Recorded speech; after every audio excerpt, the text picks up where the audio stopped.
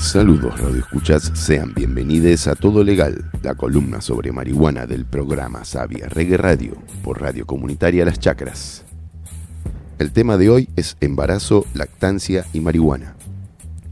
Un tema donde aparece la violencia obstétrica, el prejuicio, la ignorancia y la soberbia por una parte de nuestra sociedad y de la ciencia médica.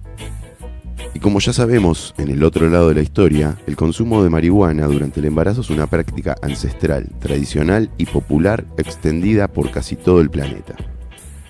Desde hace milenios que se consume de las formas más diversas, en forma de óvulos vaginales, enemas, vía tópica, vía oral o inhalada.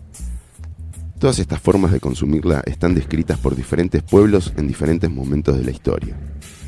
La marihuana como medicina tuvo sus altibajos en la historia, llegando al siglo XIX y hasta el año 1937, en el país del norte, como un medicamento que se vendía en las farmacias y tenía la denominación de medicamento patentado. Pero, y este es un pero enorme, a partir de ese año se da inicio a la guerra contra la marihuana y al inicio de la persecución y la estigmatización de la planta y sus consumidores. Esta guerra, llamada Guerra contra las Drogas, que se declara abiertamente en el año 1971, año donde también se hace la Convención Internacional sobre Sustancias Psicotrópicas, que sigue casi intacta hasta hoy. Todos estos años de prohibicionismo han hecho mucho daño a nuestras sociedades, a nuestra salud, a nuestra identidad, produciendo nuevas formas de violencia, como la violencia obstétrica, especialmente contra las mujeres y personas gestantes que consumen marihuana. Hay muchos casos en el mundo donde previo al parto se le hace un análisis a la mamá y al meconio del bebé para saber si hay cannabinoides en el cuerpo. Y si el profesional de la salud verifica que hay consumo de marihuana antes del parto, puede separar a la mamá de su bebé. Esto pasó y sigue pasando, una incoherencia total que tiene forma de ciencia seria. Estos años también se hicieron estudios que tienen toda esa apariencia seria y científica, pero que son muy poco responsables y muy prejuiciosos, que sirven más para instalar mitos que para descubrir verdades, como por ejemplo la idea de que si la mamá consume marihuana, su hijo puede tener la tendencia a la drogadicción, o que si fuma durante el embarazo, este pibe sale tonto o más chiquito. Mitos que incluso esos mismos estudios no pudieron verificar. A pesar de estos estudios tendenciosos que existieron y existen, desde mediados de la década de 1980 se han logrado avances en la investigación responsable y real sobre la planta y sus componentes. Lo que no es un mito y sí se puede verificar es que en nuestro cuerpo tenemos un sistema endocannabinoide que produce cannabinoides y es responsable de interactuar en muchas funciones de nuestro cuerpo. Cabe recordar que la planta tiene sus propios fitocannabinoides que son reconocidos y utilizados por nuestro sistema. Este descubrimiento es una irrupción en la medicina y es un nuevo elemento para seguir tratando de entender el misterio del funcionamiento de nuestro cuerpo. La planta nuevamente abrió un sinfín de posibilidades y de nuevas investigaciones, un camino que recién empieza. Un camino donde ya existen estudios que afirman que el sistema endocannabinoide tiene un rol durante la gestación e incluso en la retención del feto dentro del útero. Está presente en el feto desde la semana 14 de gestación y es importante para el desarrollo del cerebro fetal, incluidos los neurotransmisores, en la identificación y en la diferenciación de las células, la proliferación, hacia dónde migran y cómo van a conectarse.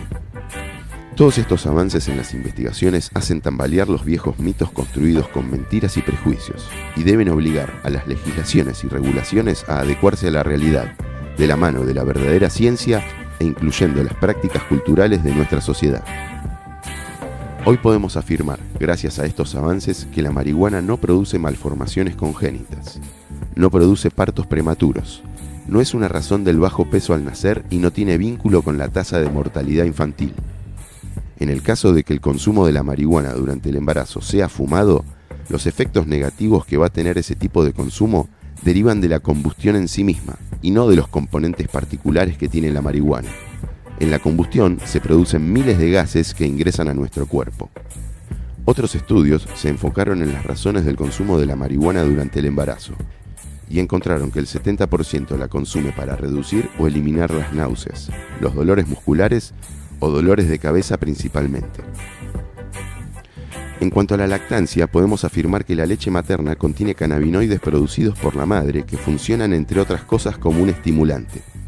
Y como pasa con los fármacos convencionales que pasan a la leche materna en concentraciones muy bajas, los fitocannabinoides de la planta son lipofílicos, es decir, que tienen afinidad a unirse con los aceites y las grasas del cuerpo, y también pasan a la leche materna en muy bajas concentraciones. La estimulación de los sentidos en los primeros meses de vida es fundamental para el buen desarrollo del bebé. La lactancia con sus cannabinoides y el propio sistema endocannabinoide son vitales para el crecimiento cognitivo del recién nacido, para la asimilación de este mundo.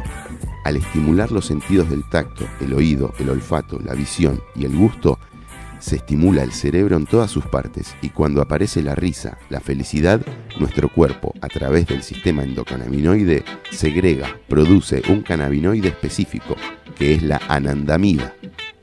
La anandamida fue el primer endocannabinoide descubierto por el grupo de investigación del recientemente fallecido Dr. Rafael Mello-Ulam, conocido como el abuelo de la marihuana, ya que él mismo aisló por primera vez la molécula de THC en 1964.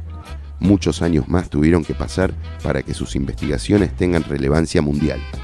Y gracias a pioneros como el Dr. Mello-Ulam y muchos otros, en la actualidad se siguen descubriendo funciones del sistema endocannabinoide que amplían los horizontes de la ciencia, como los ya conocidos receptores CB1 y CB2. Investigaciones muy recientes han descubierto más receptores y más endocannabinoides producidos por nuestro cuerpo. Incluso hay investigaciones sobre el rol del sistema endocannabinoide en la reproducción de las neuronas y las nuevas conexiones en nuestro cerebro.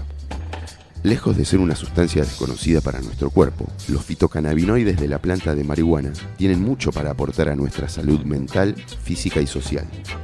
Es tiempo que terminemos de derrumbar los mitos impuestos por quienes se oponen a nuestra libertad, a nuestra identidad, a nuestra cultura. La verdadera ciencia se va a imponer con la fuerza de la verdad, pero la ciencia no es la protagonista de esta historia.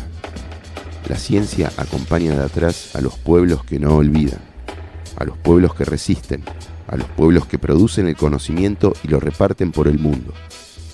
La ciencia debe acompañar a todas las madres que consumen marihuana sin prejuicios ni intereses transnacionales. Solo así se hace verdadera ciencia. La medicina debe acompañar a las madres en su proceso de embarazo y lactancia sin ponerse en el rol de juez moral. Las sustancias son sustancias. Lo importante acá son las personas. Terminar con el punitivismo es fundamental para avanzar hacia otros debates dentro de nuestra sociedad. La historia y la planta nos plantean una nueva oportunidad. Sepamos aprovecharla por el bien de todos. Esto fue Todo Legal. Hasta siempre. Bendiciones y buenos humos.